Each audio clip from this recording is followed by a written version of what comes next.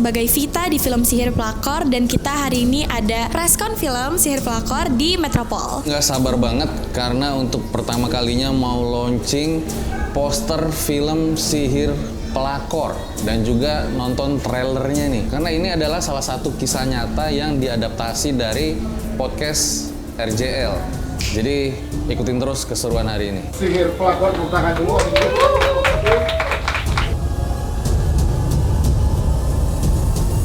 Sihir Pelakor, Untuk itu tanpa berlama kita akan undang segenap jajaran filmmaker dan juga jajaran pemain yang terlibat untuk bergabung bersama dengan kita. Ada produser Bapak Chan Parwes Servia, selanjutnya Bapak Mitu Nisan, ini dia Mas Bobby Prasetyo, Fajar Aditya dari RJL 5, dan juga dia yang mengalami kisah nyatanya langsung dari sumber asli kita, dan Novita Idani, jajaran cast dari film Sihir Pelakor. Lengkap sudah hari ini, boleh tepuk tangan sekali lagi teman-teman. Kita foto bareng dulu, boleh maju teman-teman cast.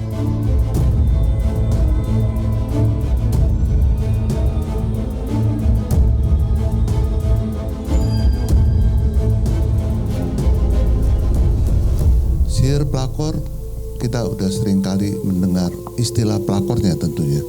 Tapi dalam Sihir Pelakor di sini yang menjadi saya sangat prihatin pada waktu saya nonton podcastnya Fajar Aditya di RJL 5 dengan Ibu Pita Indriani, begitu diceritakan bagaimana pada waktu itu Vita yang masih remaja seusia Neona di sini begitu mencintai bapaknya, keluarganya begitu harmonis, begitu indah, tiba-tiba terjadi perubahan yang sangat drastis. Ayahnya Edi yang begitu sayang sama mereka pamit pergi kerja seminggu tanpa mereka sadari, sudah 1,5 tahun belum kembali.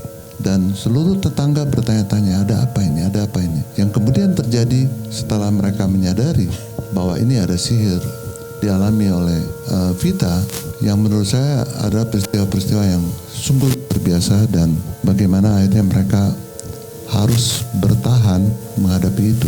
Sihir itu memang hal yang nyata. Kita juga bisa membentengi diri kita dengan kita harus selalu mendekatkan diri kepada Yang Maha Kuasa, insya Allah. Saya harap acara hari ini bisa menjadi sebuah informasi dari kami untuk disebarkan, sehingga nanti pada saat filmnya tayang tanggal 31 Juli bisa meraih penonton yang banyak, bisa begitu banyak orang yang mendapatkan pembelajaran dari karya yang berjudul Sihir Pelakor ini. Ini dia official poster dari film Sihir Pelakor. 1, 2, 3. Iya, dibuka ke belakang. Oh, ini dia official poster dari Sihir Pelakor.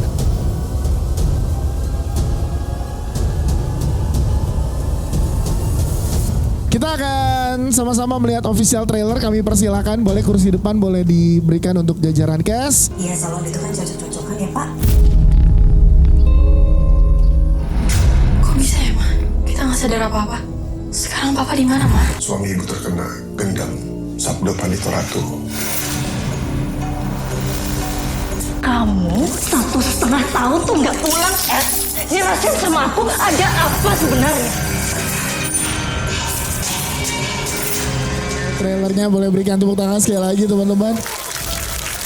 Kita akan melihat juga pesan dari teman-teman cast yang belum bisa atau belum sempat hadir di hari ini. Assalamualaikum warahmatullahi wabarakatuh. Saya Marcella Zalianti. Saya ingin mengaturkan terima kasih sebesar-besarnya untuk teman-teman pers, sahabat-sahabat media yang sudah hadir dalam peluncuran official trailer dan official poster dari Sihir Pelakor. Saya minta maaf sekali bahwa saya tidak bisa hadir. Mudah-mudahan Sihir Pelakor menjadi film yang tidak punya laris tapi punya makna khusus di hati pemirsa, sentuhan drama yang sangat dalam dan sangat memotivasi.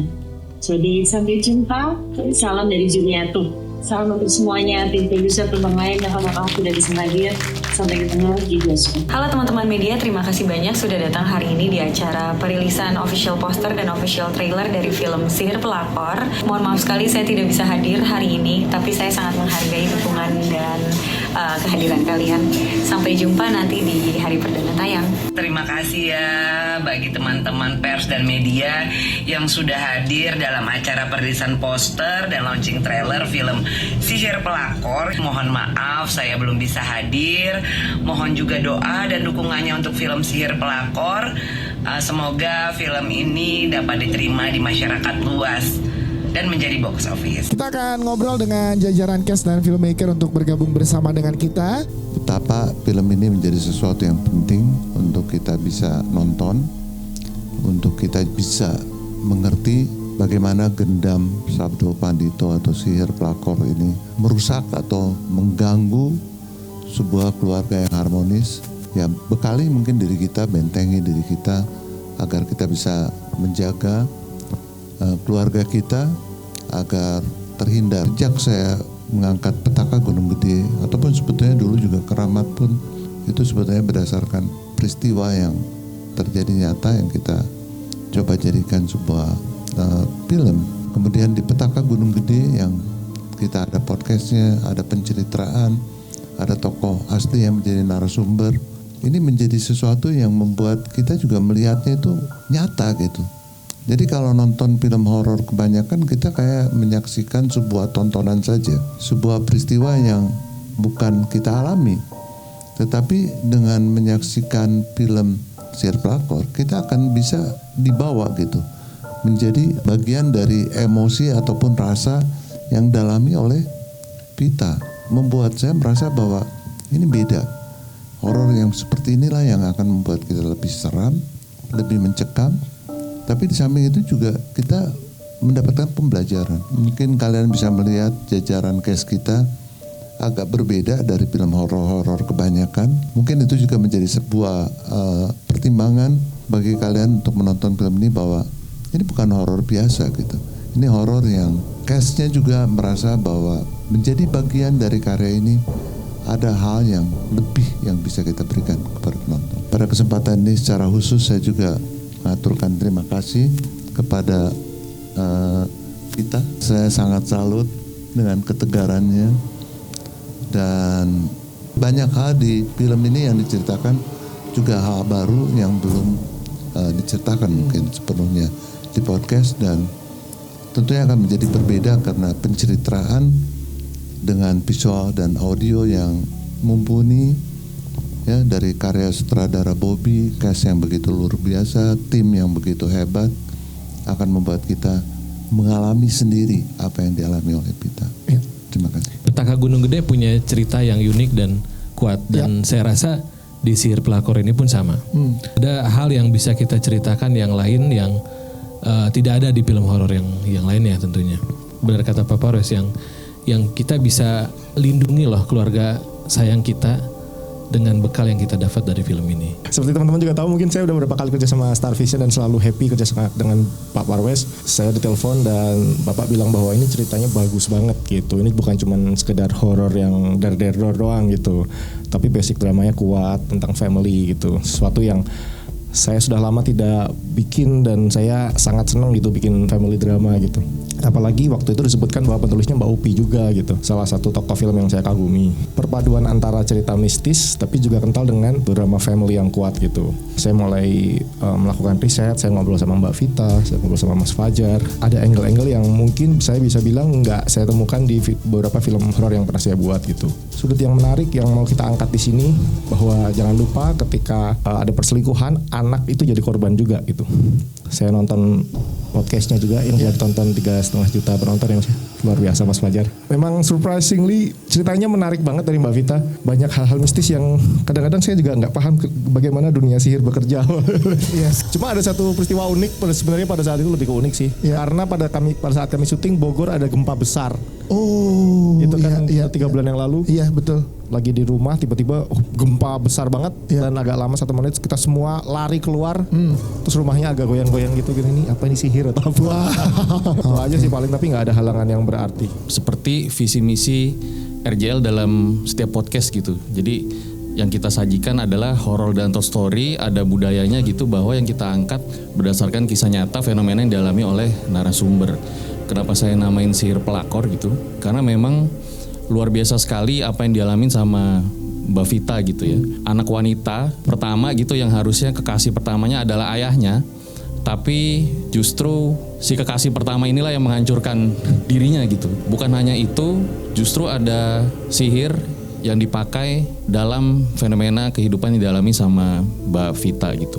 Jadi ini mungkin bisa jadi seperti dimensi yang berbeda lah dalam melihat sihir pelakor ini. Berarti gitu pun belum nonton podcastnya, kalau nonton pun nanti pada saat nonton filmnya jadi makin melengkapi lagi gitu ya. Betul. Banyak hal-hal baru mungkin yang terjadi ya. Perasaan aku pada saat nonton preview film itu berasa balik lagi flashback ya ke cerita dulu tentang ditinggalin papa dan perjuangan aku sama mama sih. Setelah bercerita ke RJL itu yang aku rasain plong aja gitu. Aku bisa berbagi gimana struggle-nya aku sama keluarga. Terus begitu dijadikan film, semoga ya menjadi pembelajaran untuk semuanya. Kita ke pelakor kita sekarang. Pelakor yes. Yes. Oh, jangan dilanjutkan. Oke.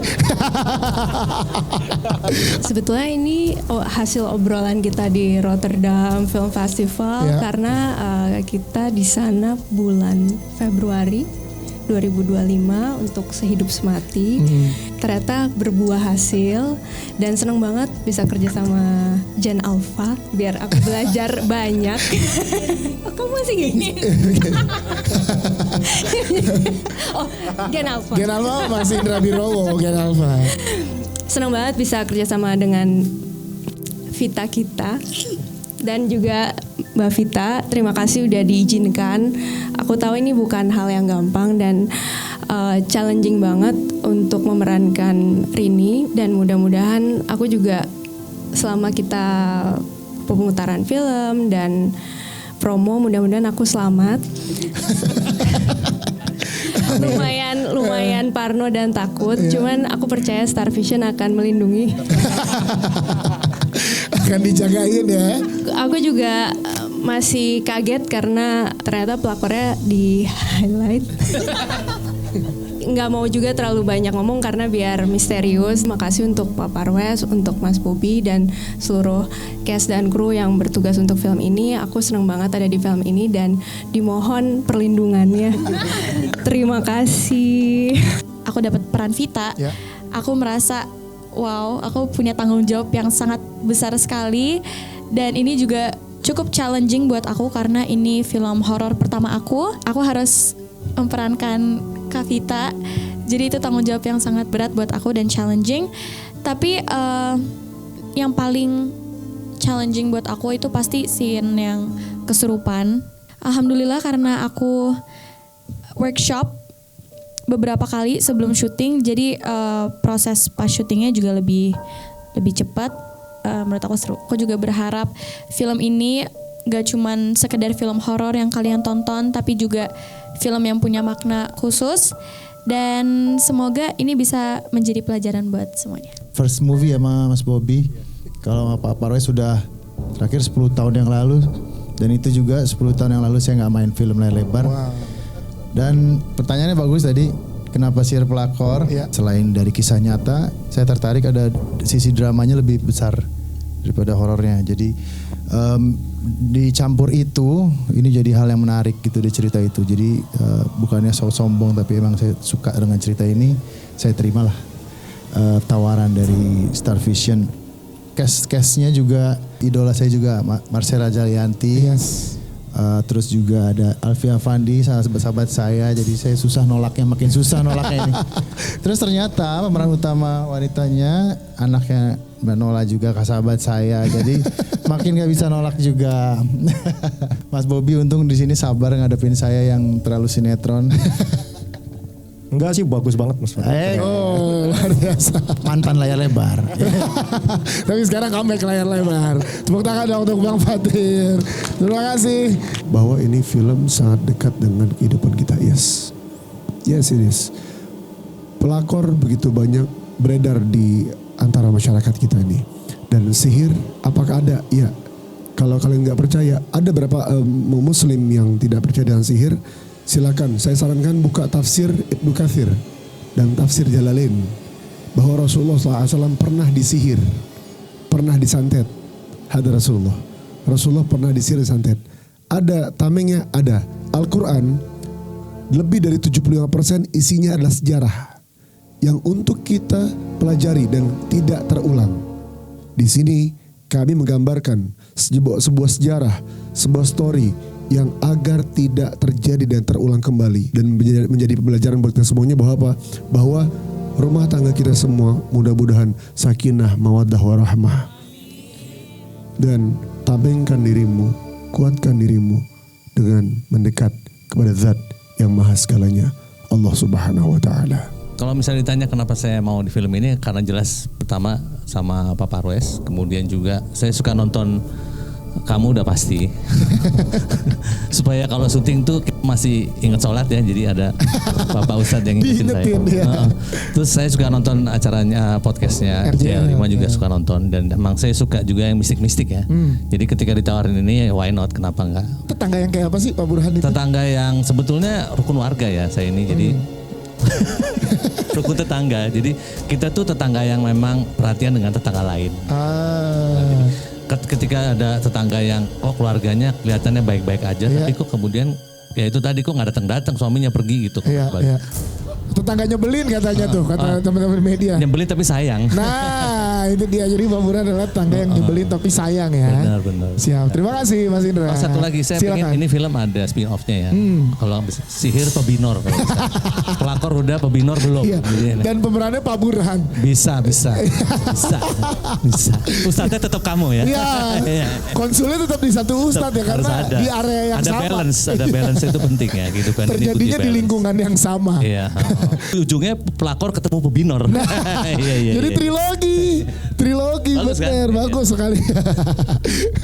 Kalau pertanyaannya apa yang membuat mau terjun ke sini, sebetulnya mana mungkin menolak tawaran dari Star Vision. Yes, betul. Ini tawaran yang tidak mungkin saya lewatkan. Jadi saya mengucapkan terima kasih Pak Parwes, Pak Mitu, juga keluarga besar Star Vision, juga untuk sutradara kita yang hebat ini Mas Bobby. Akhirnya kesampaian juga, karena saya termasuk orang yang nonton semua film-filmnya beliau. Yes. Jadi senang banget hari ini bisa berkesempatan bergabung di proyek yang luar biasa. Ini karakter yang sebenarnya agak jauh dari reading ya. Dari reading ini kita agak jauh, tiba-tiba pas di set, waduh, PR-nya nambah gitu. Tapi nggak apa-apa, ternyata karakternya menjadi diri kita sendiri. Yes. Aku happy sekali begitu. Aku bersyukur banget akhirnya bisa main di filmnya Mas Bobby, karena awal pertemuan aku sama beliau di musikal interaksi gitu, dan kita ketemu di situ, terus aku casting karena beberapa kali kita habis itu casting nggak dapet gitu kan. Alhamdulillah puji Tuhan kita ada di sini hari ini, itu berkat main film horor kita. The best. Yes. Pelakornya Asmara Abigail, kalian berdua sihirnya. Yang api-api terbang, nah itu kita berdua. Ular-ular. Yeah. Oh jadi sebenarnya kalian tuh ada di poster. Kita tuh pakai kita yang pakai baju hijau, nanti diubah jadi animasi-animasi yang ada di poster. Itu green screen. Oh iya, green screen. Itu aja kita udah alhamdulillah. Tepuk tangan untuk Sania dan Nisi.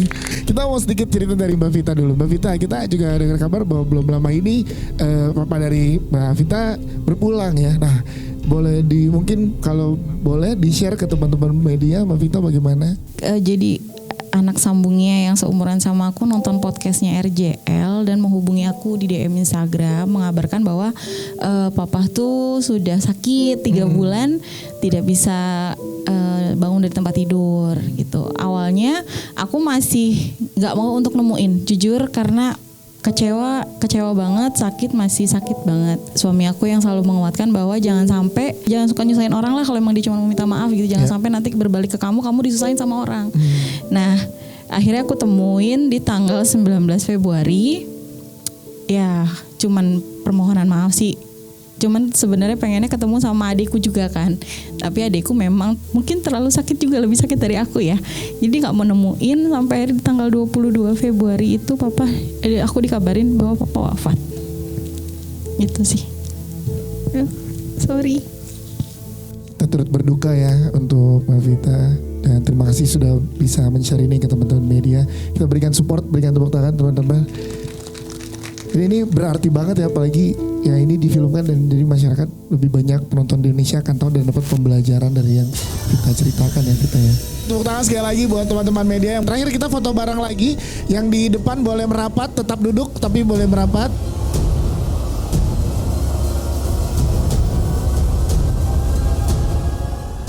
Terima kasih teman-teman cast, terima kasih jajaran filmmaker, dan terima kasih teman-teman media. Dan saya senang banget hasilnya, kaget karena benar-benar baru lihat banget posternya, baru dibuka tadi, all cast baru lihat semuanya. Seru banget ya, senang banget karena semuanya terasa casual, terasa santai, surprising juga. Mudah-mudahan penonton juga makin tertarik nonton film Sihir Pelakor. Ini tuh ada backstory yang jelas, apalagi ini based on true story. Keluarganya ada, korbannya ada, bahkan pelakornya aja masih ada. Emang bukan drama horor biasa.